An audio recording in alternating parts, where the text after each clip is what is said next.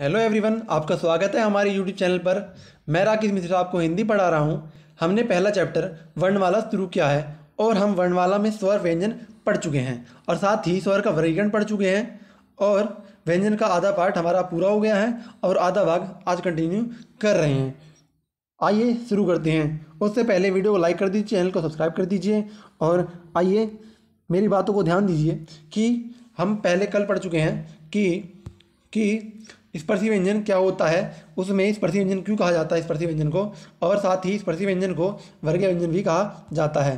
साथ ही हम पढ़ चुके हैं अंतस्थ व्यंजन क्या होता है, अंतस्थ व्यंजन के उदाहरण पढ़ चुके हैं, अंतस्थ व्यंजन के उदाहरण पढ़ चुके हैं और आगे ऊष्म व्यंजन पढ़ चुके हैं। ऊष्म व्यंजन कितने होते हैं, इस ऊष्म व्यंजन को अलग से क्या कहते हैं, वो सब हम पढ़ चुके हैं। ठीक है, आइए उच्छिष्ट व्यंजन बता चुका हूँ और आज हम स्टार्ट करने वाले थे, मैंने पहले वीडियो में बताया था कि आज हम स्टार्ट करने वाले हैं संयुक्त व्यंजन। ठीक है, आइए ध्यान से सुनिए क्या होता है संयुक्त व्यंजन। मैंने आपसे पहले भी कहा था कि हिंदी जो हमारा चैप्टर है वो रटने की लैंग्वेज नहीं है, मतलब इन्हें हिंदी को हमें रटना नहीं है, बस शब्द को ध्यान से देखना है और ध्यान से सुनना है कि शब्द हमें क्या कह रहा है। शब्द का शाब्दिक अर्थ पर जाना है, हमें रटना नहीं है, सिर्फ शाब्दिक अर्थ पर जाना है और हमें याद नहीं करना, बल्कि सिर्फ ध्यान से सुनना है, समझना है और पढ़ना है। ठीक है, आइए शुरू करते हैं। क्या होता है संयुक्त व्यंजन। देखिए, पहले मैं ये कह दूं कि संयुक्त व्यंजन कितने हैं, 4 हैं। ठीक है, तो आपके दिमाग में एक सवाल आना चाहिए कि संयुक्त व्यंजन होता क्या है, संयुक्त व्यंजन को संयुक्त व्यंजन ही क्यों कहा जाता है। ठीक है, सबसे पहले सवाल आना चाहिए कि ये जो संयुक्त व्यंजन है इसे संयुक्त क्यों कहा जाता है। क्योंकि सुनिए, संयुक्त जो है संयुक्त अगर हम देखा जाए कि संयुक्त का अर्थ क्या होता है, फिर हम संयुक्त के अर्थ की बात करेंगे। संयुक्त अर्थ क्या होता है, संयुक्त माने किसी चीज़ का मिलना, दो चीज़ का या दो से अन्य शब्दों या वर्णों या किसी भी चीज़ का जब दो वस्तुएं या दो मात्राएं या दो व्यंजन दो वर्ण मिलते हैं तो उसे कहा जाता है संयुक्त। भले दो चीज़ का योग, किसी भी दो चीज़ का या उससे अधिक चीज़ों का योग, उसे कहा जाता है संयुक्त। लेकिन जब ये है हमारा वर्ण में चल रहा है व्यंजन, जब दो व्यंजन मिलेंगे, जब दो व्यंजन आपस में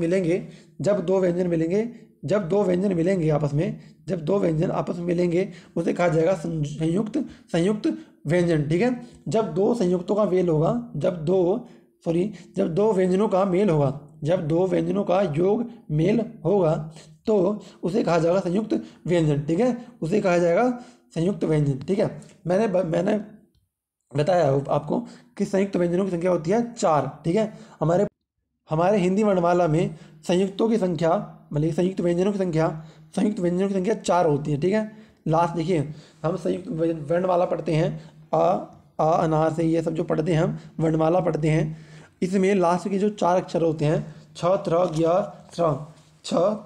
ज्ञ स्र। ठीक है, 6 क्षत्रिय, त्र त्रिशूल, ज्ञानी, स्र श्रमिक, ये जो होता है हमारा संयुक्त व्यंजन होता है। क्योंकि ये दो वर्णों से मिलकर बना होता है, दो वर्णों से, या ऐसे कह लीजिए कि दो व्यंजनों से मिलकर बना होता है, इसलिए इन्हें संयुक्त व्यंजन कहा जाता है। देखिए, आपका सवाल होना चाहिए, आपके दिमाग में सवाल उठना चाहिए, अगर ये संयुक्त होता है तो कौन कौन से शब्द जुड़कर कौन सा शब्द बनता है। ठीक है, तो हमने पहला वर्ण लिया छ। ठीक है, पहला वर्ण लिया छ क्षत्रिय। ठीक है, पहला वर्ण लिया छ। तो छ जो है हमारा है वो क वर्ण और स वर्ण, क और श से मिलकर बनता है। ठीक है, छ जो है एक क और श से मिलकर बनता है, तो ये बनता है छ। तो देखिए, इसका मैंने उदाहरण लिख दिया है, क्षमा, रक्षा, कक्षा। ठीक है, तो मैंने बताया पहला क्या हमारा छ। ठीक है, समझ में आ गया सबको। ठीक है, आइए दूसरे अक्षर पर जाते हैं। तो दूसरा जो हमारा है त्र जब हम बोलते हैं तो हमारे मुंह से खुद ही पता चलता है त और र की ध्वनि उत्पन्न होती है, त और र की। ठीक है, तो त्र जो हमारा है त और र से मिलकर बना होता है, त और र से मिलकर बना होता है। इनका उदाहरण है पत्र, त्रिशूल, त्रिनेत्र। ठीक है, तीसरा वर्ण है हमारा ज्ञ। ठीक है, तीसरा हमारा वर्ण है ज्ञ जो है हमारा ज प्लस य से मिलकर बनता है ज्ञ। ठीक है, ज्ञानी। ठीक है, ज्ञानी, तो ज और य ठीक है। गैस 3 उदाहरण है, ज्ञान, विज्ञान, यज्ञ। ठीक है, ज्ञान, विज्ञान, यज्ञ। हम चौथा वर्ड लेते हैं स्र। स और र से मिलकर बना होता है। स्र जो है हमारा स और र से मिलकर बना होता है। इसका उदाहरण है श्रवण, श्रम और परिश्रम। ठीक है, समझ में आ गया ना। मैंने आपको कहा है कि सिर्फ हमें शब्द के अर्थ पर जाना है। तो संयुक्त का अर्थ जो होता है किसी भी चीज़ 2 वर्णों का योग। संयुक्त व्यंजन का जो अर्थ होता है किसी भी 2 वर्णों का योग, किसी भी 2 वर्णों का योग संयुक्त व्यंजन कहा जाता है। ठीक है, आइए आगे बढ़ते हैं। हमारा अगला है कंपन। देखिए हमारा 2 हो चुका है उच्चारण के आधार पर। उच्चारण के आधार पर हमारा व्यंजन हो चुका है और संयुक्त व्यंजन हो चुका है। और आगे हमारा आता है हमारा अगला आधार है हमारा घोष या कंपन। देखिए जो हम जब बोलते हैं वो हम कहाँ से बोलते हैं। इसके बोलने के लिए हमारे गले में, कंठ में, हमारे में स्वर तंत्रिकाएँ होती हैं। ठीक है, हमारे गले में स्वर तंत्रिकाएँ होती हैं। तो उसके आधार पर भी 2 प्रकार में डिवाइड किया। मतलब जो हमारी स्वर तंत्रिकाएँ होती हैं उसके कंपन के आधार पर। ठीक है, ध्यान सुनना, हमारे कंठ में स्वर तंत्रिका के कंपन के आधार पर 2 पार्ट में डिवाइड किया गया है, अघोष और सघोष। अघोष और सघोष। ठीक है, अघोष देखिए, अघोष वो होता है जिसमें कंपन नहीं होता है। ठीक है, कंपन नहीं होता है। अघोष देखिए हिंदी में आज जिस हिंदी वर्णमाला में हिंदी में किसी भी शब्द में अगर आ जुड़ जाता है, किसी भी शब्द में जब आ जुड़ जाता है तो वो शब्द नेगेटिव या ऋण हो जाता है। मतलब कि उसकी वो अनुपस्थित हो जाता है, उसे वर्ड को काट देता है। ठीक है, समझे ना। मतलब कोई अगर शब्द है उसमें अगर ए जुड़ गया तो वो उसका ऋणात्मक पार्ट दिखाएगा, ऋणात्मक भाग दिखाएगा। मतलब कि वो उसमें अनुपस्थित है।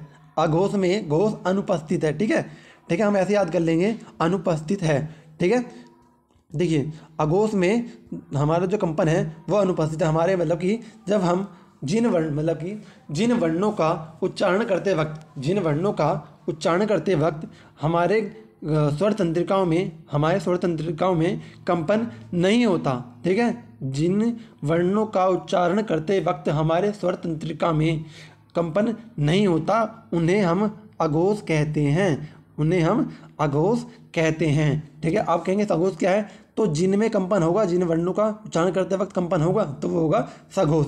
ठीक है, अब इसकी एक परिभाषा देखें, सघोष की परिभाषा देखें तो ये होगा कि जिन वर्णों का उच्चारण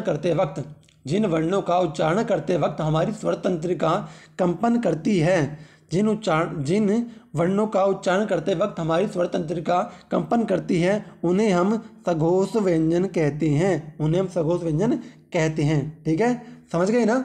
सघोष और अघोष में क्या होता है, तो मैं पहले बता दूं कि जो हमारे क वर्ग, ख वर्ग, मतलब कि क वर्ग, च वर्ग, ट वर्ग, त वर्ग, प वर्ग, ये जो होते हैं सारे, ये जो वर्ग होते हैं हमें याद होने चाहिए। ठीक है, तो मैं बता दूं उस वर्गों के हर वर्ग में, मतलब कि 5 वर्ग होते हैं ना हमारे, क वर्ग, च वर्ग, ट वर्ग, त वर्ग, प वर्ग, इन 5 वर्गों के पहला और दूसरा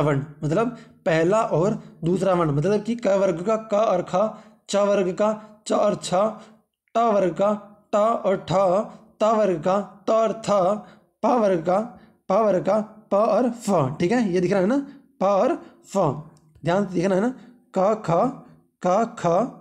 च छ, ट ठ, त थ, प फ।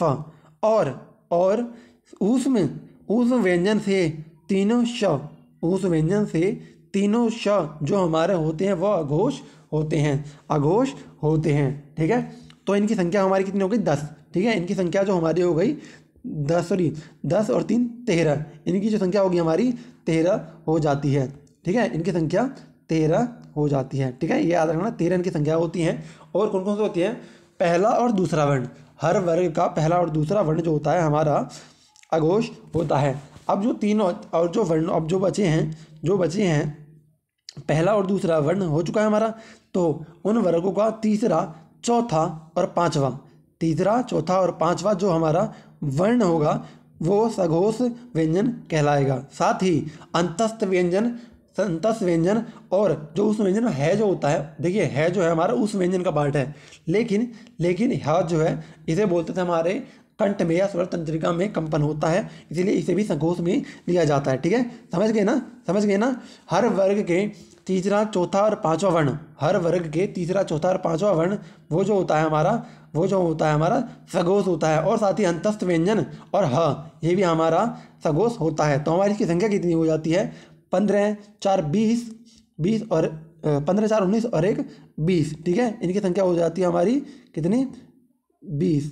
ठीक है, यहाँ हो गई 20।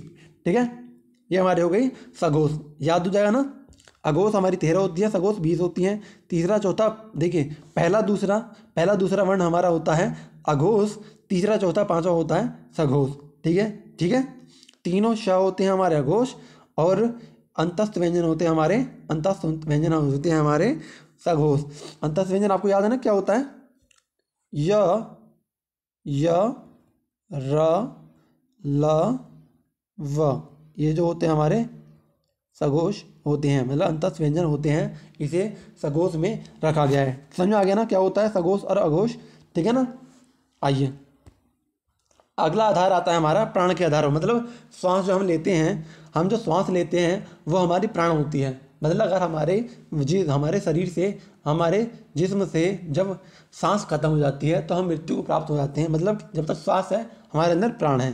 ठीक है, तो जो प्राण के आधार पर है वो, या श्वास के आधार पर जो है वो भी दो प्रकार में डिवाइड है, दो प्रकार में विभाजित है, अल्प प्राण और महाप्राण। मतलब कि श्वास की मात्रा के आधार पर, अगर श्वास ज़्यादा निकल रहा है पहला पार्ट, अगर श्वास दूसरा निकल रहा है दूसरा पार्ट। मतलब अगर श्वास ज़्यादा निकल रहा है तो महाप्राण, अगर श्वास कम निकल रहा है तो अल्प प्राण। ठीक है ना। अल्प से मैंने बताया था, अल्प के अर्थ से ही पता जाता है अल्प क्या होता है, कम, महा होता है ज़्यादा।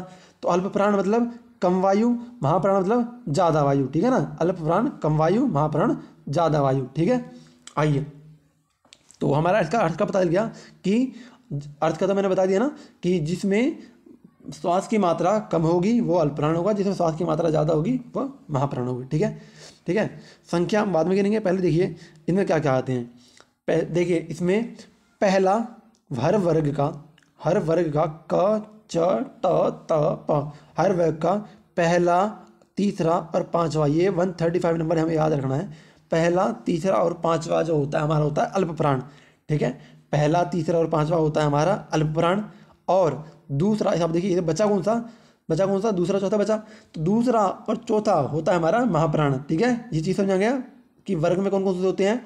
तो वर्ग का पहला, तीसरा और पांचवा वर्ण, ठीक है, पहला, तीसरा और पांचवा वर्ण जो होता है हमारा हर वर्ग का, वो होता है हमारा अल्प प्राण। ठीक है, और साथ ही क्या होता है, हमारे जो अंतस्थ व्यंजन होते हैं, अंतस्थ व्यंजन हमारे क्या होते हैं, य, व, र, ल, य, व, र, ल, या य, र, ल, व, ये चारों वर्ड जो होते हैं हमारे, चारों व्यंजन जो होते हैं हमारे, ये हमारे होते हैं अंतस्थ व्यंजन। ठीक है, तो हमारी इनकी संख्या कितनी होगी, 15, 4, 19। ठीक है, इनके अल्प प्राण की संख्या होगी हमारी 19। तो संख्या ना याद करते हुए हम सिर्फ कॉन्सेप्ट को याद कर रखेंगे और कौन कौन से वर्ड है उन्हें याद रखेंगे, तो संख्या काउंट करने की होती नहीं पड़ेगी हमें। ठीक है, हमारा हो गया अल्प प्राण कंप्लीट हो गया। अल्प प्राण क्या होता है समझा गया ना, जिसमें वायु की मात्रा कम निकले, उन्हें कहेंगे अल्प प्राण। जिसमें वायु की मात्रा ज़्यादा निकलेगा उसे कहेंगे महाप्राण। ठीक है, अब देखिए महाप्राण में आते हैं। तो मैंने बताया कि वर्ग का पहला, तीसरा, पांचवा अल्प प्राण है, दूसरा और चौथा बचा, दूसरा और चौथा हमारा है महाप्राण। ठीक है, दूसरा चौथा है महाप्राण में तो दूसरा और चौथा होगा। ठीक है, साथ ही ऊष्म व्यंजन इसमें होगा। ठीक है, साथ ही ऊष्म व्यंजन भी इसमें ही आएगा, महाप्राण में ऊष्म व्यंजन महाप्राण में आएगा। ठीक है, इसमें दो शब्द कम है,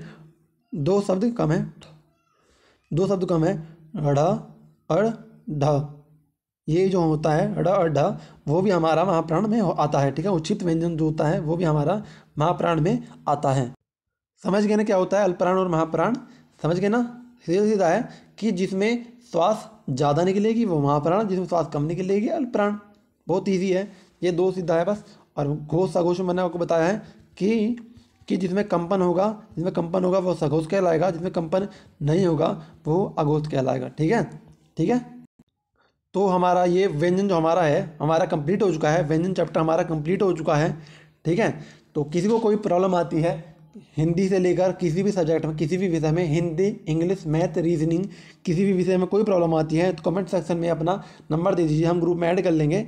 और कोई प्रॉब्लम हो तो कमेंट सेक्शन में डायरेक्ट भी अपना सुझाव या कोई परेशानी या कोई प्रॉब्लम है तो कमेंट में डाल दीजिए। हम आपका आपके जो प्रॉब्लम होगी, हम आपकी जो भी प्रॉब्लम होगी, हर तरह की प्रॉब्लम होगी उसे का हल ढूंढा जाएगा। ठीक है, उसका हल ढूंढा जाएगा और सारी समस्याओं को दूर किया जाएगा। तो कोई घबराने की बात नहीं है। किसी भी सब्जेक्ट में या किसी भी विषय में कोई भी किसी भी तरह की प्रॉब्लम आती है, मतलब कि कोई भी प्रॉब्लम आती है, सबका समाधान दिया जाएगा। ठीक है, तो आई होप सबको समझ में आया होगा कि हमने क्या पढ़ा है, क्या है, सब चीज़ समझ में आया होगा कि व्यंजन क्या होते हैं, कितने प्रकार होते हैं। हमने किसी का भी रटवाया नहीं है, किसी को रटवाया नहीं है, समझाया है, एक एक शब्द का अर्थ समझकर आपको समझाया है। तो आई होप सबको समझ में आया होगा। तो वीडियो को लाइक कर दीजिए, चैनल को सब्सक्राइब कर दीजिए और सब में शेयर कर दीजिए। ठीक है, नमस्कार।